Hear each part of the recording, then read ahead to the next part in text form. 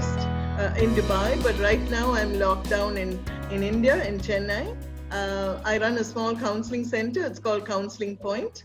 And it's great to be on a moderator on this panel because empathy is so very important when everything is so everybody is so confused, and there are so many decisions to be made whether to go to America or Singapore or wherever it is that you've been accepted in. And so this whole session would elicit from you in responses about how your school is preparing for the international students. So without further ado, let me invite each one of you to introduce yourselves. Go ahead. I'll start. So, Linja, I'm the director for international recruitment and outreach at Central Michigan University. So we're located in Mount Pleasant, Michigan. And thank you all so much for being here with us. And also I want to, thank our moderator and our host for having us today. Thank you. Maria? Hello, everybody. Yes, hi, my name is Maria Lasconzavala. I'm an assistant director and an international specialist working for the University of California, Berkeley. We're located in the Bay Area, very accessible, and I'm very glad to be here with you, participating in this event and sharing information with all of my colleagues. Thank you. Thank you. And Marta? Hi, good afternoon. My name is Marta Sternel. I represent Lake Tahoe Community College from Lake Tahoe, California. We're located in Northern California on the border with Nevada. And I'm just like my co-panelist, excited to be with you and share the wealth of knowledge and speak about the empathy in today's world. Thank you so much. To begin with, I'd like to request you to give us a little bit of insight, because yesterday there was this new rule that came about wherein they said that international students may not be able to stay on campus if they do not have on-site classes. They cannot stay on campus, and that brought about a huge flurry of concern among students as well as parents. I personally got a lot of WhatsApps and calls with, because everybody is concerned not just about the rising numbers of corona cases, but also what is going to happen for those students who are already there and those that are preparing to go to study further. So could you please, each one of you, tell us, I know that it says there that if you have blended learning, it will not be impacted, but could you tell us a little bit about how you're addressing the concerns of families who are in the process of sending their children or whose children are already on your campuses? Who would like to start? I can start. I think that might be a little bit easier for us because with Central Michigan University, we have decided a long time ago that we're going to have in-person lecture with a very flexible delivery method. We call it high flex. So I think we are fine in that way. And I will let my colleagues in California to talk about it because they might be facing, a different kind of issues. So at Central Michigan University, we have talked with our leadership team, and we don't feel like this is going to be a lot of impact for us. And, our effort actually to build a culture of empathy actually began way back in March when our president announced, when I say our president, I mean the president of Central Michigan University announced that we're going to close our, campus.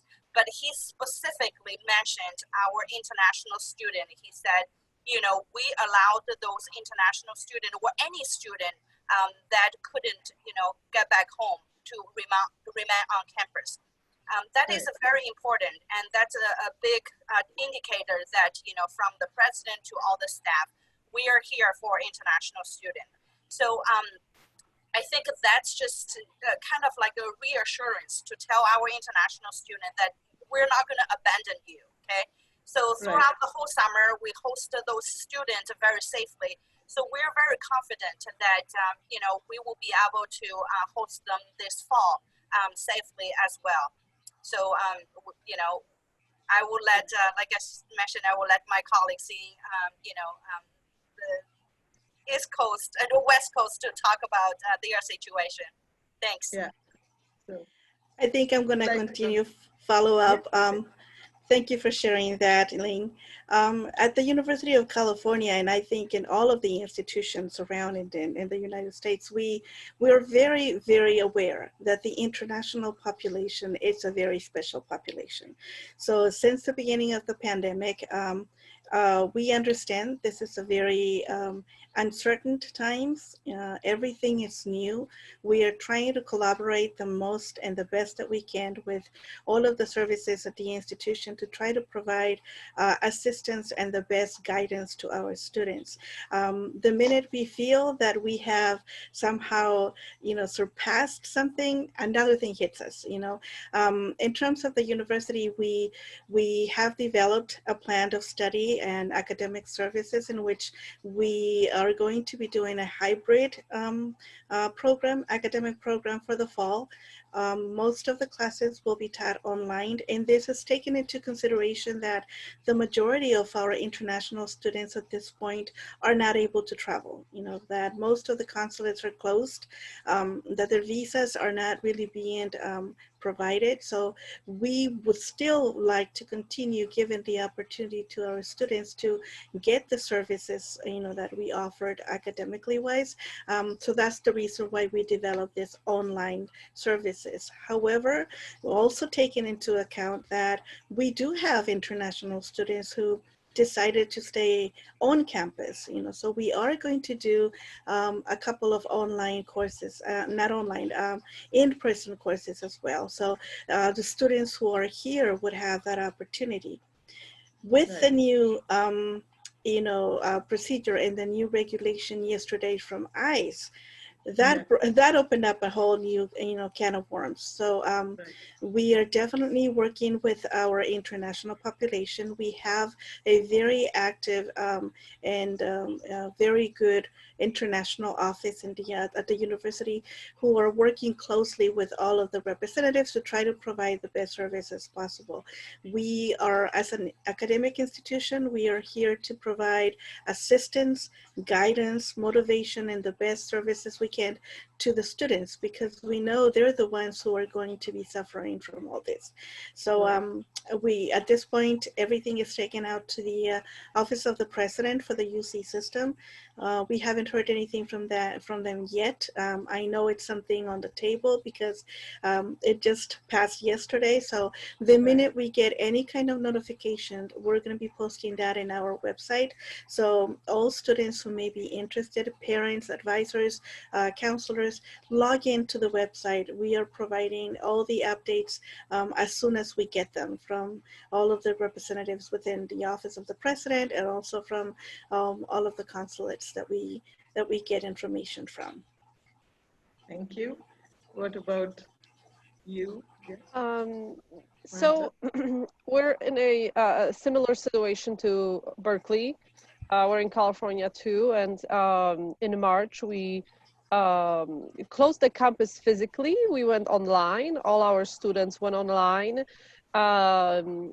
Particularly when it comes to international students, we had to spread the umbrella over them even farther than over domestic students, just because these students are a somewhat fragile group in United States, and particularly in last, you know, couple years, and especially last year, and especially last 6 months, I feel like the ring is tightening around the international education, and there's just, you know, allow me to say, roadblocks all the time that we have to be passing on a left, on a right, in a center, and we can't forget that when we speak about this population, they're people, human beings who have their, you know, thoughts, and they're scared just like us. They get they get worried, and you know, their families, parents, close friends are really far away, and some of them are unable to go back home.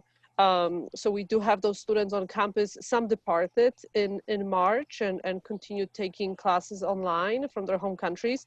Some wanted to depart, but they couldn't because of the restricted air travel um, and the fact that they couldn't enter their countries.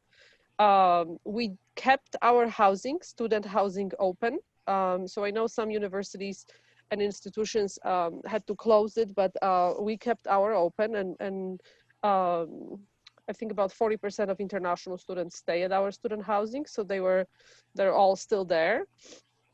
And we knew that the fall guidance will come because ICE was announcing it, and it wasn't coming for a long time. And we had a game plan for the fall based on the spring guidance, and with the arrival of the new fall guidance yesterday, that's I just don't have words to describe what's being put on us and the students too, I know. and the students' families. My office have reached out to the office of the president at the college as of yesterday, and I know that there's a special meeting today in that office to discuss the options that we might or might not be able to offer to students. We are online for the fall. However, we do have a component of hybrid classes. They're mainly STEM labs, some art labs, and we still don't know whether soccer will be a go or not. But there are some hybrid classes. So I think that students who are enrolled in STEM majors, kinesiology, mathematics, physics, these students will be able to uh, build their schedule for fall easier. We're now going to be trying to find um, a, a solution for students who are in business majors or psychology, those who could really be online, and now they might not be. And um, our hearts go out to students, but also to schools, because if a school in a certain state made a decision to be fully online, it's to protect its students, employees, teachers. It's because it's not considered safe to come to public places and see each other in a close proximity. And now that new ICE proclamation makes schools jeopardize that and try to find in-person classes or organize these hybrid classes. So um it's just really concerning, you know, but anything we do, it's always with the students in mind. So what my office presented to the campus community was, you know, maybe we can run some additional hybrid classes and give students a choice. But the choice that ICE gives them is really limited, because if we offer some hybrid options for them to stay, those who who departed and they're in their home countries will not be able to participate in those. So it is a toss-up, and it's a very difficult decision that they left us to make. Thank you. I'd also like to know from each one of you. See, some students prefer one-to-one. For example, I want to know whether your counseling centers are open, whether your students can access, because of the pandemic, because of homesickness, because of feelings of anxiety and all of that, because of the current scenario, be it the pandemic or be it the racial discrimination, the whole. I mean, I appreciate what is being done, but for somebody new, for an international student, it could be really overwhelming. So I was wanting to know if each of your universities have counseling centers which are still open, where students can come in person and seek guidance and support. So we do have the entire school went to work from home, or most of us. Right. Counseling center is fully open. It's they are not open in person. We have a software called Cranium Cafe. So all students, it's a platform, and student services employees like counselors and myself and other support services log into it, and students can log into it too, and they can easily reach out to a counselor and schedule a Zoom session. Mhm. Our mental health counseling is working 15 hours each day, and so we refer students to those services too. Additionally, for international students, as soon as we went on a lockdown, I reached out to all students and met.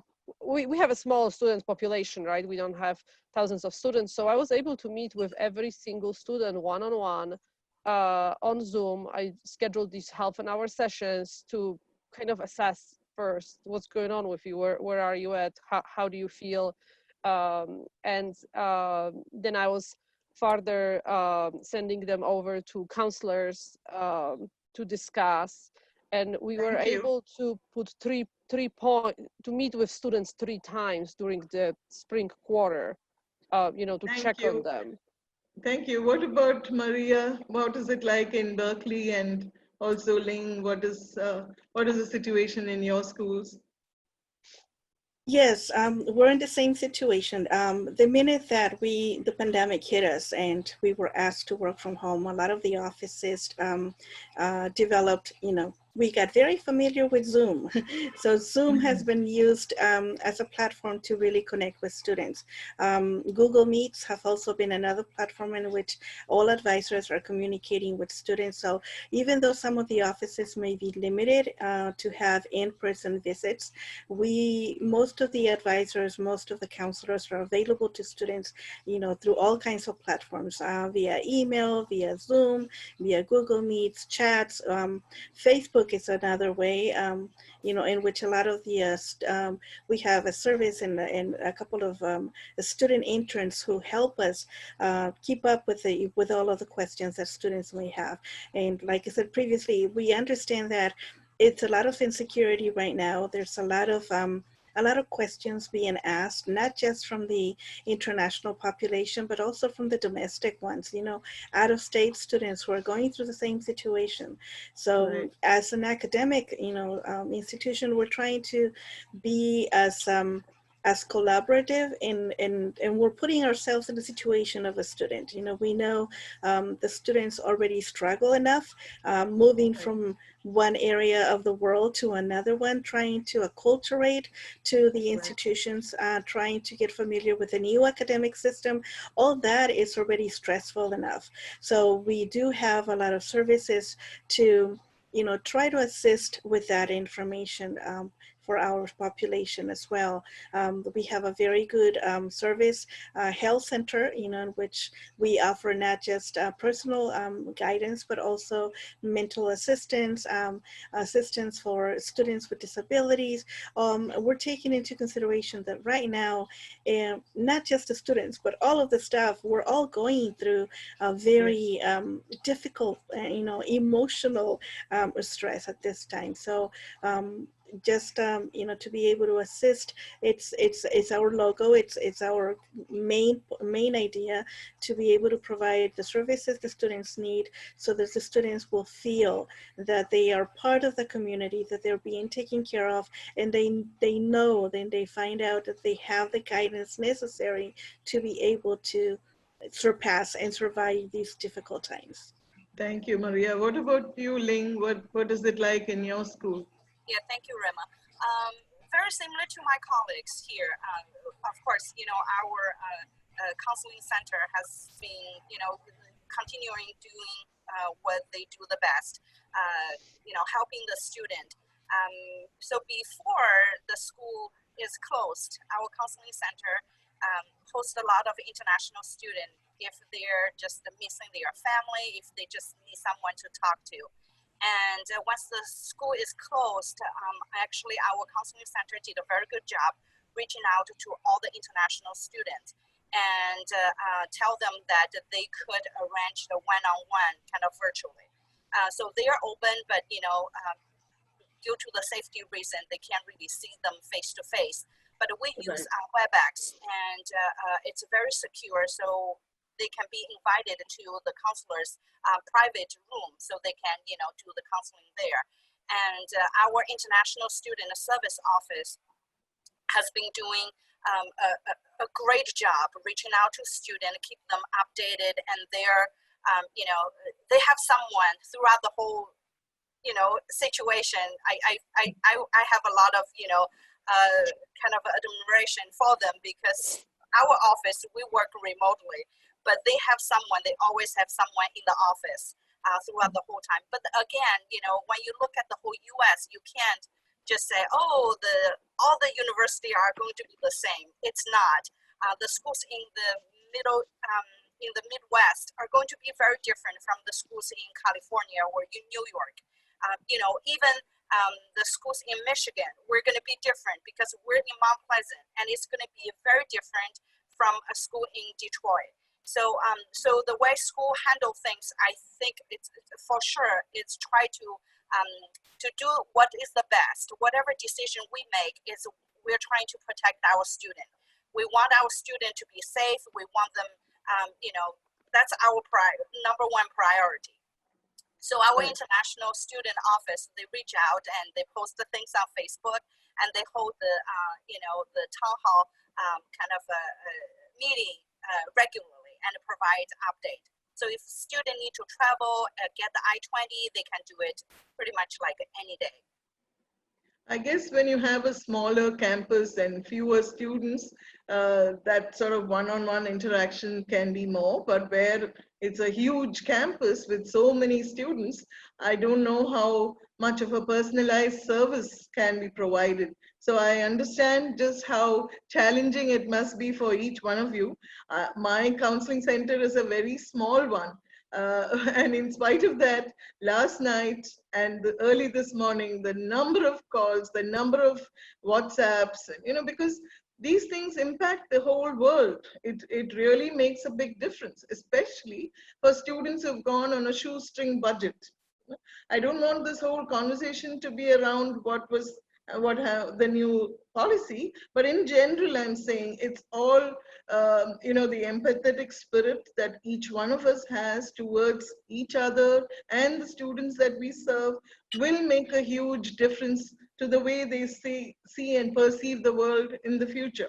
Even the things that they see around them is going to impact the way they work, the way they assimilate things. So we're running out of time, and I'd really like to thank each one of you for serving on this panel and reassuring those families who are on this, who may not be, interacting with us or sending in questions, but they're all listening.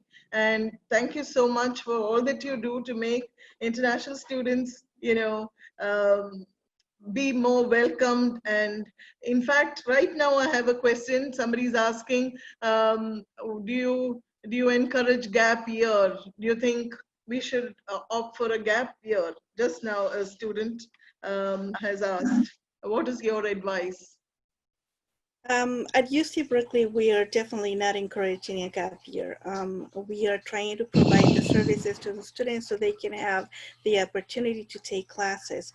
The gap year would most likely impact not just the continuation of the academic experience, but also the future generation and the future admitted cycles of applicants. So if a student is able to attend, like I said, we're trying to do the best we can to place and to provide the right courses for the students, not knowing what the situation is going to be like. We're taking one day at a time, but taking into consideration that if a student starts at this time, the student will have specific number of years to be able to graduate in a timely manner and to get their degree as it is expected. So we definitely don't encourage that gap year.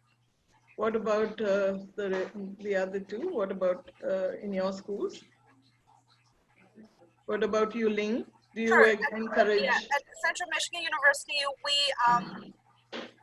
we understand the students' concern, and we really work with each individual. It's really case by case, you know. Right. It depends on what the student is looking for, because we are so flexible. If the student, since we're open, we're already open, you know, I'm sitting, you can't tell, but I'm sitting in my office. So we have summer too already on campus. So Right. if the student want to come for fall, they can, and if they can't arrive, you know, on time because of the visa situation, we can work with them. We have, you know, some courses that will start a little bit later. But Right. if students feel like they can't really come for this semester, you know, due to COVID or due to whatever reasons, they have options to take online at their home country. But if they feel like they want to use this year to get some work experience, they can apply, then defer, and we'll be happy to work with them too. But I agree with Maria. I mean, you know, think about if everyone is taking a gap year. I mean, especially as, you know, Berkeley, and us too, we only have, you know, each year we can only take that many students. So Right. next year it's going to be super competitive. It's going to be super, Right. super competitive. However, if you apply and get accepted and, you know, either take some courses remotely, or if you want to defer your admission, I mean, you know, it's safer that way, instead of just saying, oh, I'm just going to take a gap year and next year we'll see. So Right. that's kind of my What about Marta? Marta, what is it like in your I school? agree with Lynn. So we about half of our students deferred for next available term, which hopefully is winter for us. And I still talk to students even yesterday after the ICE announcement. Continue applying, get in, because we can defer your I-20s. You can enroll in an online course from your home country, even without having the visa, just to keep the momentum going. So we're not recommending it. However, if there are students who chose to do that and they ask, I would like to defer for an entire year and then assess my situation next year, and we'll support them in that decision too. We hear from a lot of parents that are saying, you know, I don't feel comfortable sending my child away right now. But so we're just assessing it, you know, case by case with each student. We are running out of time. We are actually 5 minutes beyond our designated time. So I really would like to thank each one of you for serving on this panel and for all that you do to make our students' lives as happy as it can be. Thank you so much, and we hope to see you again in the future. Thank you, Rima. Much Thank you. appreciated.